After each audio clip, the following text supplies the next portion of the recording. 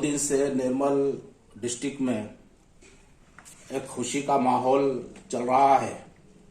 हर office में, हर तहसील office में जितने भी गवर्नमेंट ऑफिसर्स है उसमें मिठाइयाँ तकसीम हुए और हो रहे हैं।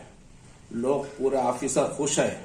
इसकी वजह क्या है बोले तो हमारे जो यहाँ से ट्रांसफर होके जो यहाँ पर डिस्ट्रिक्ट कलेक्टर साहब जो यहाँ से गए हैं, बेइज्जत होके गए हैं यहाँ से हमारे डिस्ट्रिक्ट से।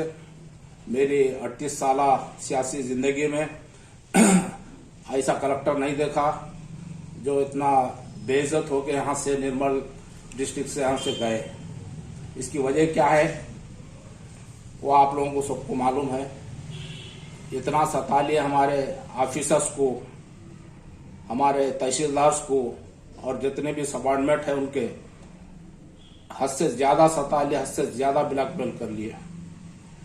मैं इसकी तफसील और एक 15 दिन के बाद आप लोगों के सामने रखूंगा प्रेस कॉन्फ्रेंस में। ये जो हमारे मुशर्रफ अली फारूकी साहब जो यहाँ के कलेक्टर थे, मैं उनको यहाँ पर समझाया, उनको एक घंटा बात किया, समझाया, मगर वो अपनी जिद पे थे। उनको उसका सजा मिल रही और मिलेंगे भी। अभी तक तो हाई कोर्ट के 2 क्वांटम ऑफ कोर्ट के केसेस में 2 और 3 केसेस में अभी मुलविस है और फाइनल लेके फिरना पड़ता है इनको। इनके जो कारनामे है जो करप्शन के, हम ऑलरेडी इनके ऊपर कॉम्प्लेट सीएस इससे पहले जो सोमेश कुमार साहब थे उनको भी किए। उनके तरफ से भी इनको मेमो आया। कौन सा मेमो बोले तो जो रजिस्ट्रेशन डिपार्टमेंट को हमारे सब रजिस्ट्रार्स को बुला के गुस्से में आए हैं, गैर जरूरी बातें किए हैं और बगैर कलेक्टर का अप्रूवल के आप रजिस्ट्री नहीं करना बोल के जो बोले हैं, जिससे पूरे 3 हमारे खानापुर, निर्मल, भैंसे के सब रजिस्ट्रार जो है ना वो अपना कॉम्प्लेट जो है ना आईजी को दिए। वैसा उनका एक वीडियो वायरल हुआ। वो वीडियो ले लेकर मैं सीएस सोमेश कुमार साहब को कॉम्प्लेट किया कि अपना पावर का गलत इस्तेमाल कर रहे। इनको कोई हक नहीं है, कोई उसको रूल में नहीं है कि किसी को बोले कि मेरा एनओसी ले तक रजिस्टर नहीं करना। उसका असर ये हुआ 2 घंटे के अंदर सोमेश कुमार साहब इनको आईजी को जो सब रजिस्टर ऑफिस के जो आईजी है रजिस्टर डिपार्टमेंट के, उनको रिपोर्ट मंगा ली और रिपोर्ट में 3 भी हमारे सब रजिस्ट्रार जो है इनको राइटिंग में कॉम्प्लेट किए कि हमको ये बोले हैं बोल के। उसकी रिपोर्ट भी मेरे पास है। इसकी भी कॉम्प्लेट मैं करने वाला हूं और मेरे तरफ से 2 कॉम्प्लेट ऑलरेडी सोमेश कुमार साहब को और जो प्रेसिडेंट अभी मोहतरमा हमारे शांत कुमारी साहब जो है उनको भी हम किए। किस तरह से यहाँ पे जो गवर्नमेंट के जो लैंड, करोड़ों रुपए की लैंड थी है, उसको जो अपने गलत इस्तेमाल से, गलत पावर से जो ट्रांसफर किए। मुझे मालूम है कितने शातिर है।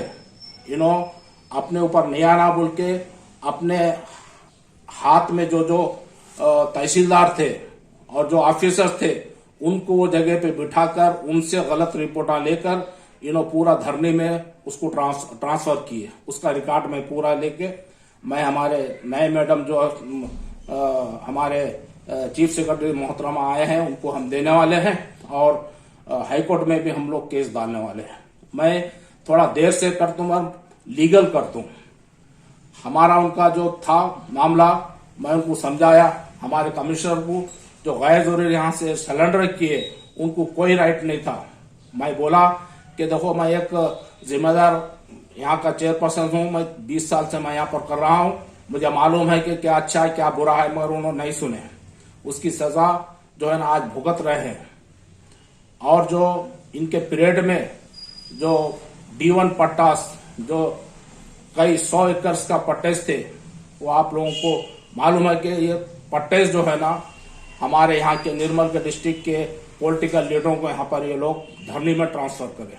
मुझे मालूम है D1 पट्टा जो है, जब हमारा पोचापाट प्रोजेक्ट बन रहा था 1953-58, 62-63 में जब ये लैंड अक्वायर कर रहे हैं गवर्नमेंट और उनको रिहेबिलिटेशन के उसमें दूसरी लैंड दी है, मगर जब वो कई लोग जो है ना वो जो पट्टे जिनके नाम पे हुए थे वो लोग यहाँ पर नहीं रहे, उनके पीढ़ी दर पीढ़ी भी यहाँ से अब इस दुनिया में नहीं रहे।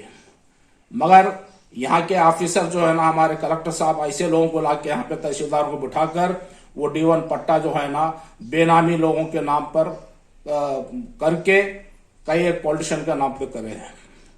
उसकी भी इंक्वायरी हम लोग कराने वाले हैं बाकायदा प्रूफ के साथ, ये एक होगा।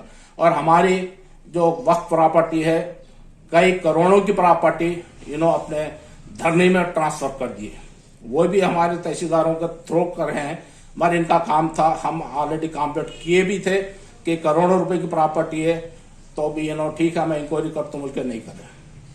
तो ये बात चीजें जो कलेक्टर साहब यहाँ पर करके गए हैं ये इनको भुगतना पड़ेगा।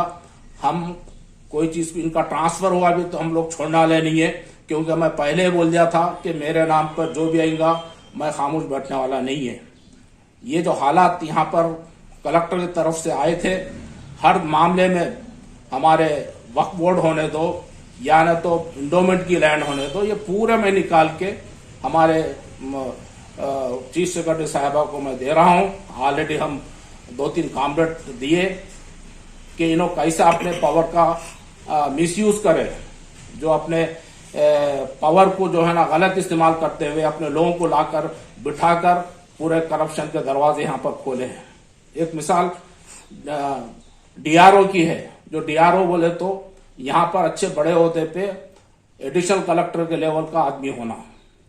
DRO हमारे पास जो है ना 2 एडिशनल कलेक्टर थे और 2 सीनियर RDOs थे, उनको छोड़ते हुए एक हमारे लोकेश्वरम के जो है ना तहसीलदार को DRO दिए, क्योंकि इनके फेवर का आदमी होना। DRO बोले तो पूरा लैंड जो एक्विजिशन का केसेस रहते ना पूरे ये लोग देखना। तो इसका कंप्लेंट हम ऑलरेडी कर रहे हैं CS को, सोमेश कुमार जी को, वो भी इंक्वायरी इनके ऊपर हुई। तो मेरा मतलब यह है कि हर ऑफिसर इनके जाने के बाद खुश है। ये पहला ऑफिसर है, इनको ना कोई फेवरल पार्टी दिए, ना इनको कोई कार तक छोड़ने आए, ना कुछ आए। लिहाजा मैं ये चंद बातें हैं मैं आप लोगों के सामने रखा हूं कि हम मशरफ अली फारूकी जो हमारे कलेक्टर साहब थे और उनके कारनामे जो हम है हमारे पब्लिक का सामने हम लेंगे, हम कोर्ट में भी जाएंगे, इनको छोड़ने वाला नहीं है। इतनी बेइज्जती हुई इनकी कि इनको पोस्टिंग भी नहीं मिली अभी तक। इंशाल्लाह हम ये भी करके बताएंगे, क्योंकि जो इतना बड़ा पोस्ट पर जाने के बाद इनके जो गलतियां हैं वो हम सामने लाएंगे।